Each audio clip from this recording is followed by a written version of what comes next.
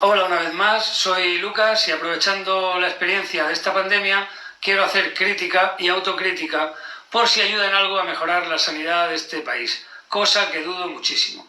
Vamos, de hecho sé que no servirá de nada. Sin embargo, me veo en la obligación moral y profesional de intentarlo, pero sobre todo siento la necesidad física de hacerlo porque si no, reviento. Llevan pasando muchas cosas desde hace años, pero que no se pueden permitir. Y mientras me queden fuerzas, si nadie me lo impide, seguiré luchando para que cambien por el bien de nuestra salud. Por eso, cuando acabe el vídeo, si estáis de acuerdo conmigo, os ruego que lo compartáis para darle la mayor difusión posible y ver qué podemos conseguir. Nuestro sistema sanitario desde hace mucho tiempo no funciona mejor, especialmente las urgencias, que es lo mío, en gran medida por el abuso que continuamente hacéis muchos usuarios, no todos, pero también por otras causas que no dependen de vosotros y ahora comentaré. Porque todos tenemos derechos y también deberes. La cuestión es, durante el confinamiento, ¿habéis visto cómo no pasa nada por hacer consultas telefónicas y resolver dolencias menores tomándonos algo de lo que todos tenemos en casa? O si no, saliendo a la farmacia a comprar lo que previamente el médico te ha dicho por teléfono, sin necesidad ni de ir a un centro, ni menos aún de pedir que vaya un equipo médico en ambulancia a verte. Es intolerable, por ejemplo, que un abuelo de 85 años con una subida de tensión tenga el gesto de desplazarse hasta un centro para ser atendido y un zanguango de 30 años llame exigiendo que vayamos a su casa a 12 kilómetros de nuestra base, aún teniendo su centro de salud a 100 metros, porque el hombre se emborrachó anoche, esta mañana se muere de los vómitos y quiere que le pinchen un primperán urgente. Pero llegas y te lo encuentras plácidamente en el sofá con el móvil chateando con sus amigos. Pues yo te lo pinchaba en el escroto. Y después, para quitarte la resaca, te daba, como dice mi padre, una garbera de hostias. Luego, además, como sanción, te cobraba la factura que puede rondar los 500 euros fácil por ese lujo. Ya que, si estamos de acuerdo que en la vida los abusos y las injusticias se deben pagar siempre, pues como usuario de la sanidad también. Porque la suma de muchos abusos, además de la sangría económica que supone, también provoca la muerte de alguien cuando sí necesita atención urgente, pero no la recibe a tiempo porque todos los recursos están ocupados, pero la mayoría en minucias. Aquellas personas de provincias como Murcia que no se han colapsado por el COVID y que habéis tenido que ir durante este periodo a urgencias con motivo, ¿habéis visto cómo, salvo excepción, os han atendido antes de lo que era habitual? Porque la cosa fluye cuando no hay masificación innecesaria. Pues así debe ser siempre. Y no lo es también por culpa de nuestros dirigentes y de unos cuantos sanitarios, que son una minoría, pero muy numerosa, de manzanas podridas que hay como en todos los gremios. Por eso vengo uniformado, para defender a la mayor parte de los míos y atizarle a la otra parte mucho más pequeña también de los míos. Porque lo único que tienen en común con nosotros es la categoría profesional, pero no humana, y por desgracia el sueldo. Pero no son dignos de vestir este uniforme, o este otro, que también los he llevado antes. Sé que por esto me pueden llover palos de muchos compañeros, pero me da igual porque es a esos ofendiditos precisamente a los que me refiero, ya que todos los demás, la mayoría, no se van a dar por aludidos porque son buenos profesionales que sí cumplen por vocación con todas sus obligaciones. En cuanto a los políticos, como yo he desarrollado toda mi carrera en la región de Murcia, solo puedo hablar de mi experiencia. Por tanto, que se apliquen el cuento los del centro derecha que gobiernan aquí. Pero también deben aplicárselo los demás, tanto de la izquierda como nacionalistas, ya que me consta por compañeros de otras comunidades que mucho de lo que diré es extrapolable a todo el país. Porque la falta de compromiso y la cara dura no tienen ideología ni fronteras.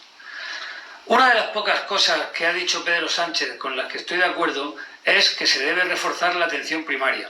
Obviamente, porque es el primer eslabón de la cadena sanitaria y su buen funcionamiento es vital para que no se colapse el último y más importante, que son los hospitales.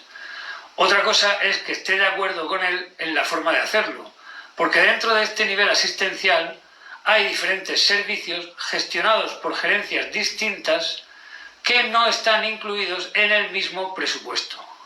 Por tanto, habrá que ver dentro de la atención primaria qué servicios se van a reforzar, de qué forma y con qué finalidad. Además de ser eficaces, también debemos ser eficientes, y más aún ante la crisis económica que viene. Por tanto, para aumentar la productividad, antes de gastar más dinero, hay que optimizar en primer lugar todos los recursos que ya tenemos, porque muchos están infrautilizados en detrimento de otros que son sobreexplotados. Porque reforzar no siempre es cuestión de contratar más personal. En algunos casos sí, es indiscutible por los recortes que se hicieron, pero no en todos. Porque en otros muchos casos la verdadera necesidad no es esa. Nuestra sanidad es como un Fórmula 1, pero en el que viajamos a 120 por la autovía. Cuando un coche así no es para viajar, sino para competir en un circuito y ponerlo a 300, que para eso tenemos buenos pilotos. Siempre vamos con el mismo cuento. Falta personal. Pero que esto no es un partido de baloncesto. En muchos centros sanitarios, más que faltar personal, falta vergüenza y sobran gandules. Hay que hacer control de calidad y vigilar más a los profesionales para ver si cumplen, especialmente a los médicos de cabecera, porque muchos de ellos, pero por suerte no todos, incumplen sistemáticamente sus obligaciones tanto de horario como de tareas. El turno de mañana en un centro de salud es de 8 a 3, pero muy pocos empiezan la consulta antes de las 9 y muchos acaban a la 1:30. Porque nadie se preocupa de evitar que eso ocurra, como sí sucede en hospitales y otros servicios que funcionamos 24 horas, donde al haber relevos, hasta que no llega tu compañero, no te puedes ir. Por otro lado, no es lógico que en pleno siglo XXI la mayoría de los centros de salud estén cerrados por la tarde, y los pocos que abren lo hagan bajo mínimos. Es un despilfarro gastarse una millonada en construir un supercentro de salud para abrirlo 7 horas al día, de las cuales solo funcionará a pleno rendimiento 4 o como mucho 5. Pues sin necesidad de aumentar la plantilla, se puede dividir a la que ya tienes en 2 turnos, la mitad por la mañana, la otra mitad por la tarde, y que se vayan cambiando por días, por semanas o como quieran, pero que garanticen el servicio de consultas de 8 de la mañana a 10 de la noche. También tienen la obligación de visitar a domicilio a sus pacientes encamados cuando hacen consultas no urgentes. Pero muchos médicos se niegan a ir siempre, diciéndoles que llamen al 112. En cambio, sí cobran en su nómina el complemento específico para esa labor porque deben ir por sus propios medios, pero nunca lo hacen. Pues nada, los de urgencias nos dedicamos a hacer consultas no urgentes y cuando haya una emergencia, pues que se espere y no sea tan impaciente, que no es la hora todavía de sufrir un infarto, hombre. Mi equipo es responsable de cubrir una población de más de 90.000 habitantes que depende de 5 centros de salud y otros muchos consultorios repartidos por 14 pueblos. Pues la suma de varios incumplimientos en cada uno de esos centros acaban todos desembocando en el cuello de botella que somos las urgencias. Porque como mucha gente lleva días detrás de su médico sin conseguir que le atienda, pues aunque sepa que su problema no es urgente, no le queda otra opción para resolverlo que recurrir a nosotros. Por eso siempre acabamos saturados y la gente suele esperar más de 2 horas para ser atendida. Pues si resulta tan difícil garantizar el cumplimiento de obligaciones en todos esos centros, será mucho más fácil recortarles su presupuesto para aumentárselo a los servicios de urgencias, que son los que siempre acaban haciendo esa labor que no les corresponde. Fácil, quito un poco de allí y de allá y lo meto aquí para solucionar el problema con el mismo dinero sin gastar más. El gobierno de Murcia, y en esto sí lo tengo que defender, al inicio de la pandemia dotó a cada centro de salud de una ambulancia alquilada para facilitar específicamente las visitas a domicilio de los médicos de cabecera. Pero al final tuvieron que quitarlas porque los vehículos no se movían en toda la mañana, ya que muchos señores y señoras se han atrincherado en sus consultas negándose a salir de allí y limitándose solo a atender por teléfono. Nosotros no queremos contagiarnos, que vayan los de urgencias, que tienen inmunidad por gracia divina, no te jode.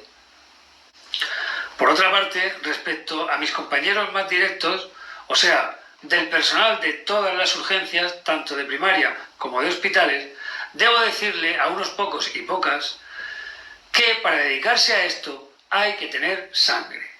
Sangre y no horchata. Que la horchata como refresco está muy bien y en Valencia hacen la mejor, pero como fluido en los vasos sanguíneos de un profesional de urgencias no sirve. No puede ser que de cada 10 pacientes que atienden entre 2 profesionales, uno vea a 2 o 3 y el otro a 7 u 8. Pero no como situación puntual porque ese día uno haya tenido casos más difíciles. No, como norma sistemática que se repite siempre cuando están los mismos. Pues, o bien premiamos con incentivos al trabajador que suda la camiseta y produce, o bien castigamos con recortes al gandul que se pasea postureando. Pero no puede ser que ambos sigan cobrando lo mismo porque es injusto.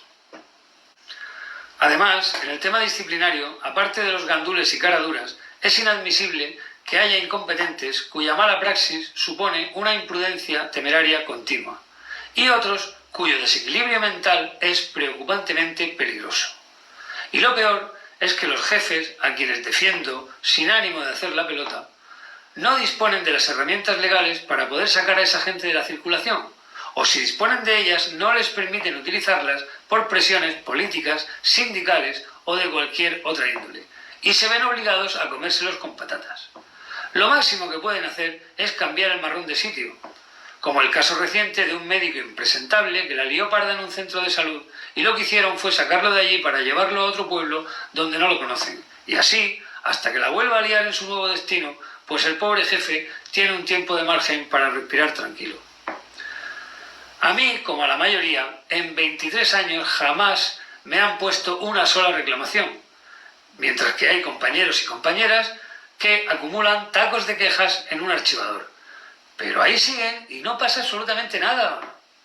Señores gerentes, hay que sacar la vara y repartir suspensiones de empleo y sueldo a diestro y siniestro, porque no hacerlo fomenta en esa gente la sensación de impunidad y provoca en los demás la frustración de tener que seguir aguantando. No es justo que todos estén igual de considerados y reciban el mismo trato por parte de la administración, porque eso al final provoca que los buenos profesionales acaben quemados. Y ya para terminar quiero mandar un mensaje muy especial a esa pequeña minoría de cobardes que se borraron de la lista por miedo al virus cogiéndose una baja innecesaria en plena pandemia. Hay otros que sí tenían motivo por ser personas de riesgo con patología crónica, pero a los que yo me refiero no. ¿Dónde se ha visto que un bombero huya de un incendio por miedo a quemarse? Teníais que haber elegido otra profesión. O, por honestidad, haber pedido, por miedo, un permiso sin sueldo, pero no una falsa baja para disfrutar de lo que en realidad son unas vacaciones encubiertas. Sois unos miserables y espero que la mala conciencia os acompañe toda vuestra vida, al recordar que huisteis como ratas dejando tirada a vuestra gente. Vosotros no sois héroes, ni siquiera nosotros, que somos profesionales, aunque eso sí, valientes. Y los más valientes de todos son aquellos que, a pesar de haber sido infectados por el virus, tras superar la enfermedad han vuelto a su puesto para seguir luchando. Vosotros sois unos desertores. Los únicos héroes de verdad son todos aquellos que han dado su vida por nosotros y a los que dedico las siguientes imágenes con las que ya me despido. Un saludo a todos.